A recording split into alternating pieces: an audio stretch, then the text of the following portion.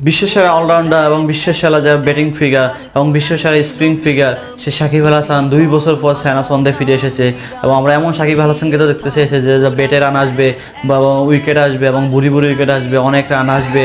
সে প্রত্যেকটা ম্যাচে 50 দেখা পাবে এবং সে অলরেডি যতগুলো ম্যাচ ফেলছে এবং সেখানে ভালো একটা স্কোর ইকোনমি তৈরি করতে পারছে। বিশ্বের বুকে যে প্রথম দিকে অবস্থান করছে সে ইদানিং 5 নম্বরে চলে আসছিল, সেখানে সাকিব আল হাসান গতকালকে একটা সুন্দর একটা ব্যাটিং ফিগার দেখিয়েছে যে 66 রান করে 46 বলে, যা স্ট্রাইক রেট ছিল 133+। এবং আমরা এমন সাকিব আল হাসানকে সামনের ম্যাচগুলোতে দেখতে চাই যে রান নেবে এবং বোলিং স্কিলটা আরও ভালো করবে এবং বোলিং স্কিলটা ইনশাল্লাহ তার ফিরে আসবে, কারণ সে বিশ্বসেরা স্পিনার বা বিশ্বসেরা অলরাউন্ডার, তাকে সব দিক দিয়ে মানায়। গতকাল ইন্ডিয়ার আম্পায়ার একজন হোয়াইট দিতে চায় না এবং হোয়াইট হওয়ার পরে সে হোয়াইট দেয় না, যার কারণে সাকিব আল হাসান গতকালকে সুন্দরভাবে প্রতিবাদ করে। আবার নেদারল্যান্ডসের এক খেলোয়াড় যখন সে ব্যাটিং করে সাকিব আল হাসান তখন বল করতেছিল, তখন সে বলটা ধরতে যায় কিন্তু নেদারল্যান্ডসের ব্যাটার